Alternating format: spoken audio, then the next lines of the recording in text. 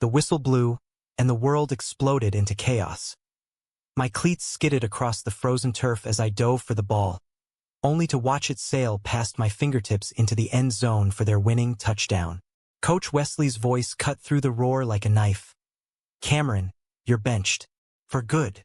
And just like that, in the dying seconds of our biggest rivalry game, the man I'd secretly loved for 2 years turned his back on me, his broad shoulders vanishing into the locker room fog, leaving me sprawled in the dirt with a heart that felt like it had been spiked through. It was junior year at Lincoln High in the Rust Belt heart of Pittsburgh, Pennsylvania. Steel mills coughing smoke into gray skies, Friday nights lit by bonfires, and the crack of helmets under those brutal stadium lights. Football wasn't just a game here. It was religion, a ticket out of the mills or the bottle or whatever hell your family dragged you through. I was Cameron Hayes, the scrawny quarterback with a cannon arm but legs like wet noodles. The kid who showed up to practice with bruises from my old man's temper and dreams too big for my frame. And Wesley Grant? He was the god of it all. Ex-NFL linebacker turned coach at 42, with salt and pepper hair cropped military short, a jaw like carved granite, and eyes that could pin you like a butterfly to a board. He was straight as an arrow, or so the town whispered. Divorced, no kids, living in a trailer on the edge of the river with a fridge full of Iron City beer and walls papered in faded Super Bowl clippings. From day one, he ignored me. Not the cold shoulder kind, but the absolute void. I'd sling passes that threaded needles, read defenses like a psychic, but after every drill, his clipboard would flip shut without a nod. "Next!" he'd bark. His voice gravel from years of barking orders on fields from here to Tampa Bay. The team noticed. Guys like Tommy Ruiz, our linebacker with the shark grin, would slap my helmet and mutter, "Coaches got it out for you, Cam. What did you do? Steal his parking spot?" I'd laugh it off, but inside, it gnawed. See, I wasn't just gunning for starter. I was falling for him. Hard. The way he'd pace the sidelines, sleeves rolled up over forearms veined like rivers, barking plays with that Pennsylvania twang. "Trap right, you sons of bitches." It hit me like a blindside tackle. I was gay, out to exactly 0 people, burying it under protein shakes and prayer in the dim confessional of St. Mary's. But Wesley, he was the forbidden sermon, the one that kept me up nights staring at the water stains on my ceiling, wondering if God hated me more for the wanting or the hiding. Sophomore year blurred into tryouts for varsity, and the ignoring sharpened to a blade. I'd linger after practice, pretending to tape ankles, just to catch a glimpse of him reviewing film in the booth.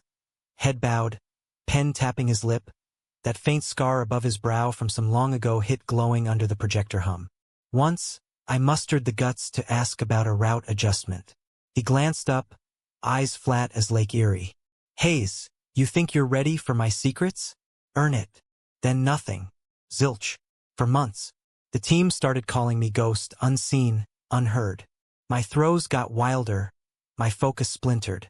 Dad noticed, of course. "You throw like a girl, boy," he'd slur over dinner, fork stabbing mashed potatoes like they owed him money. Mom just chain-smoked in the corner, her silence louder than the fights. But football has a way of forcing hands like the mills forcing steel from fire. Senior year hit like a nor'easter. Wesley assembled us in the locker room on the first day, sweat already beading on his temples despite the AC rattle. "This ain't Pee-wee, gentlemen. State championship or bust. And if you're dead weight." He trailed off, eyes scanning the room, landing on me for a split second before skipping away. Dead weight. It stung worse than any sack. I threw myself into it. Dawn runs along the Monongahela, weight room till my palms bled, film study till my eyes burned. Tommy became my shadow, the brother I never had. Tough love wrapped in high fives and stolen six-packs by the river. "Coach sees you, man. Just play like your life's on the line." But did he? Practices were a gauntlet. Suicides till puke pooled on the grass, two-a-days that melted us into puddles. Wesley prowled like a panther, corrections flying. "Hayes, your drop's lazy. Fix it or fuck off." But never praise. Never a good read, kid. It built a wall in me, brick by brick, until one rainy Tuesday in October, it cracked. We were scrimmaging, mud sucking at our cleats, when Tommy took a bad angle on a blitz. I saw it coming, Wesley's play call, a naked bootleg that left me exposed. The hit landed like thunder. 250 pounds of farm boy fury caving my ribs. I hit the turf, air whooshing out, vision spotting black. Hands dragged me up, Wesley's rough and calloused, hauling me to the bench. For the first time, he didn't look through me. Breathe, Hayes. In, out. His palm pressed my back, steady as a heartbeat, and I swear the rain stopped falling just for that touch. You good? He asked, voice low, almost tender. I nodded, choking on more than mud. Yeah, coach. He lingered a beat too long, thumb brushing my shoulder pad, then pulled away like he'd been burned. Get your ass back in. But the wall had a hairline fracture now, and through it seeped something dangerous. Hope. From there, the ignoring thawed, slow as spring on the Allegheny. He'd call me over after drills. Hayes, walk me through that audible.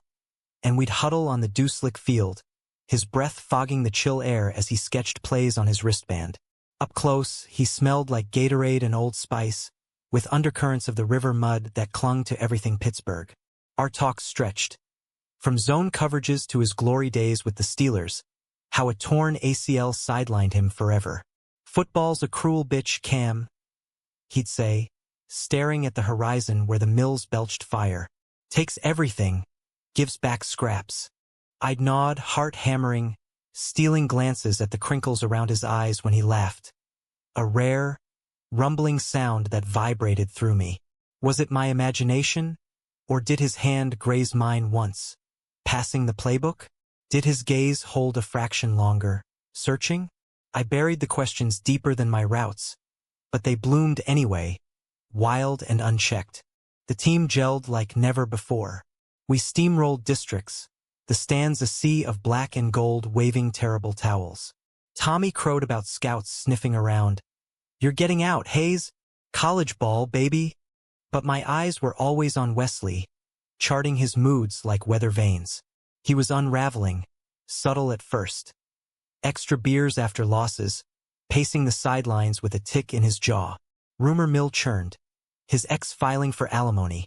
The school board breathing down his neck over budget cuts. They're gonna fire me if we don't win state, he confessed one night. After a film session that ran till the janitor kicked us out. We were alone in the empty stadium.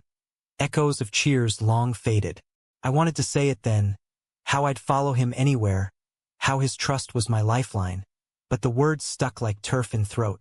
Instead, I offered, we'll win it for you, coach. He clapped my shoulder, grip fierce. Damn right we will. Betrayal came swift as a fumble. 2 weeks before championships, dress rehearsal against Central Catholic, our blood rivals. I called an audible on the goal line, a play Wesley and I had tweaked in secret. Flea flicker to burn their secondary. It worked like clockwork. Tommy pitched back. I hit the receiver for 6. Jubilation. But as we huddled for the next, I caught it. Tommy's phone buzzing on the bench, screen glowing with a text preview. Tell Grant his trick plays suck. Leaked to us already. My stomach dropped. Tommy? My brother? He'd sold us out to Central, feeding plays for beer money or spite or God knows what. I confronted him post-game, shoving him against the lockers. Why, man? We're family. His face twisted, guilt, then venom. Family? You're the freak, Cam. Everyone knows you stare at coach like a lovesick puppy. I did it to protect the team from you dragging us down. The word hung, freak. He knew. Somehow the whispers had reached him and he'd weaponized it. I punched him square, knuckles splitting on teeth, blood hot on my fist. Wesley burst in, pulling us apart. Enough! But his eyes on me. Shock. Then something softer, sadder. Tommy spat red. Ask him about the looks, coach. Ask why Hayes worships you. Wesley froze, then shoved Tommy toward the door. Out. Now. Alone, he turned to me, voice a whisper. Is it true, kid? I broke then, tears mixing with sweat. Yeah. God, yeah. I'm sorry. He didn't recoil, just nodded, slow. Me too. And in that locker room stink of Bengai and defeat, he pulled me into a hug. Not coach to player, but man to man. It was chaste, desperate, over in seconds, but it shattered me. We didn't speak of it again, but the air between us crackled, charged as a fourth-quarter drive. Championship night arrived like Judgment Day. Heinz Field, borrowed for the high school tilt, 50,000 strong under a sky spitting ice. We faced Central, Tommy's ghost haunting every snap. Their D knew our calls, stuffing runs, picking passes. Halftime. Down 17-10, Wesley's face a mask of fury in the tunnel. They're in our heads, boys, but we adapt. Then, to me, alone, Cam, you're it. The game's on you. He handed me his wristband, inked with the master plan. A Hail Mary sequence we'd never run, risky as hell. Double reverse to a screen pass, then QB draw on the money play. Trust me, he said, eyes locking mine. And in that gaze was everything unsaid. The ignoring, the thawing, the betrayal we'd both weathered. I do, I breathed. Trust you with my life. Second half was apocalypse. Fumbles in the slop, Central's crowd a howling beast. We clawed back to 24-23 with 2 minutes left. Ball on our 18. My ribs screamed from an earlier hit, vision blurring. But Wesley's voice boomed from the sideline. Hayes, execute. I called it the reverse screen draw. Chaos. Fakes and laterals, the line surging like a mill press.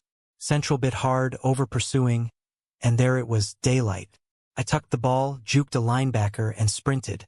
40 yards. 30. The end zone yawned. But their safety closed like fate, helmet low, launching. Impact. A freight train to my side. Ribs cracking audibly. The ball squirting free as we tumbled. Fumble. There's no review. The ref's arms signaled touchback? Wait, no, ball crossed the goal line in the scrum. Touchdown. Upset. Pandemonium. But victory soured fast. As the gun sounded, Wesley collapsed on the sidelines, clutching his chest, face ashen. Heart attack, the docs later said. Stress and that old ACL scar tissue finally rebelling. I shoved through the dog pile, dropping beside him in the mud. Rain sheeting our faces. Coach, stay with me. His eyes fluttered open, hand finding mine amid the blur of medics. You did it, kid. Proud. Whispered. Fierce. Love. The game. And you. The words my undoing. Not romantic blaze, but quiet truth. Humanistic as the steel that forged this city. Love in the grit, the fight, the fall. He squeezed once, then went slack. Wesley pulled through 3 stents, retirement papers signed by Dawn. The team visited in shifts. Tommy slinking in last. Apology mumbled like a fumbled handoff. I forgave him because what else? We're all fractured here, pieced from rust and resolve. Wesley coached from a folding chair that spring, lighter now, the ignoring a ghost story we laughed about over diner coffee. Black, no sugar. He never said more on that rain-slicked confession, and neither did I. But trust? That lingered, deeper than any playbook. It's America, after all, land of second chances, where a kid from the wrong side of the tracks can throw for glory, love in silence, and learn that the real championship isn't the trophy, but the man who hands you the ball when the world's against you. We won state again the next year without him calling plays. But every snap, I felt his shadow guiding, gone eternal. And in quiet moments by the river, watching barges haul coal downstream, I'd whisper thanks. For the ignore that built me, for the trust that saved us, for the heart that beat on, scars and all.